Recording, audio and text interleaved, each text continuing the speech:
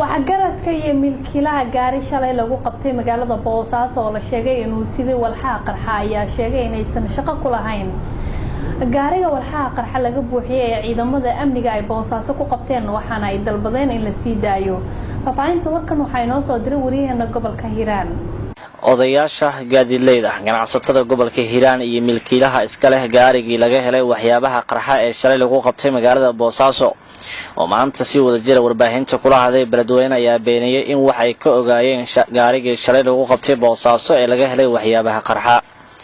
waxa ay sheegeen inay ahayd dagar aysan iyagu waxba ka ogeyn waxayna ka dalbadeen maamulka Puntland in la sii daayo gaarigii iyo waliba darawalkii waday iyo laba caawiyaashiisa ah oo la socday maadaama aysan falkaasi waxba ka ogeyna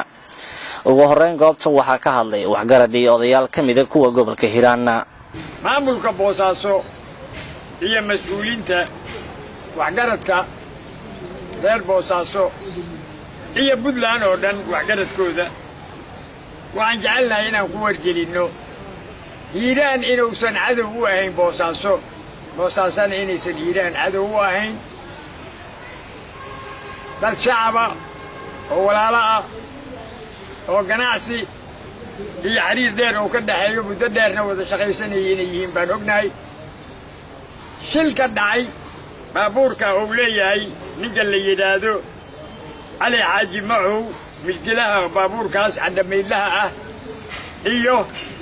ilmaha darawaliinta iyo sakin darawalka weyn iyo ninka la Kirishboyga Abdi Ibrahim Aadan oo darawalkii ah Maxamed Ali Jabriil oo sakin darawal ah iyo Yaasiin Dhaqane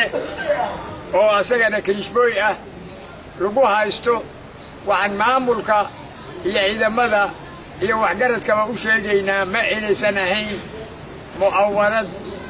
loo maleegay ama lagu maleegayo ama lagu baabi'inayo shacabka reer Boosaaso iyo reer Puntland intaba inaysan ahayn saa darteed maamulka iyo ciidamada waxaan u sheegaynaa birtu inayna dembi lahayn dembina ayna gelin waayo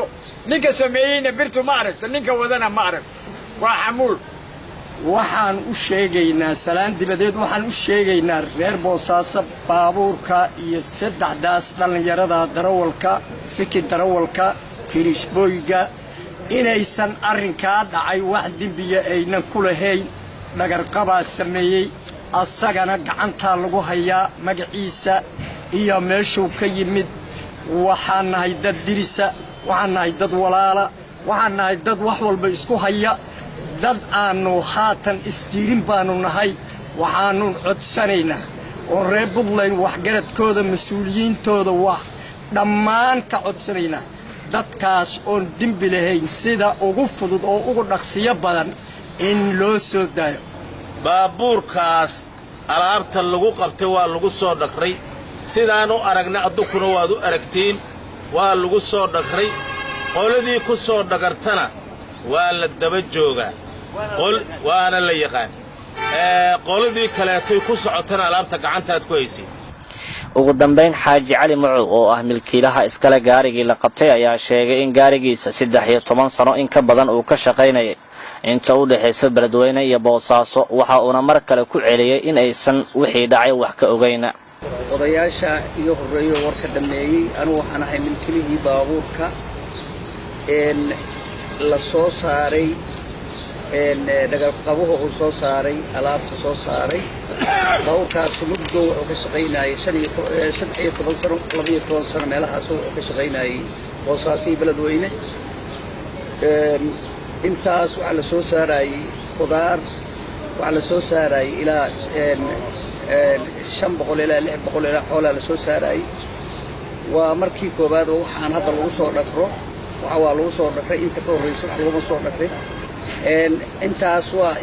waa ku faraxsanahay in ummadii lagu haligi lahaa Ilaahay ka badbaadiyay waxaan marka codsanayaa anigoo birta baabuurka iska leh oo waxaas birika oo aanan ogeyn iyo wiilasha darawaliinta ah oo ayaguna birika ahaa oo loo soo dhaqray in baabuurkaas iyo wiilashaas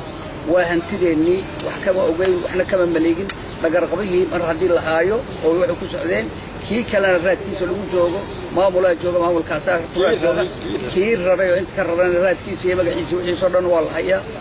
waa lagu raad joogaa oo maamulka beledweyne maamulka inay la xiriiraan xoolahaas marka iyo ilmahaas waxaan codsanaynaa si islaamnimo oo walaa tajiru waasiratu wizra ukhraa leeyahay dembi qof kale qofkiisa inaan loo saari karin adikoo u fiirinayo culamadii leh oo waxgaradkii leh inaanan dembigaas baabuurkaasuna uu dembi lahayn ilmahaasuna ayna dembi lahayn marka hantidaas iyo wiilashaas in qaab sidaas nolol ku fududeeyo oo nolol ku soo dooyaan codsanaynaa billaah tawfiiq maxamed ibraahim siyaad kalsan TV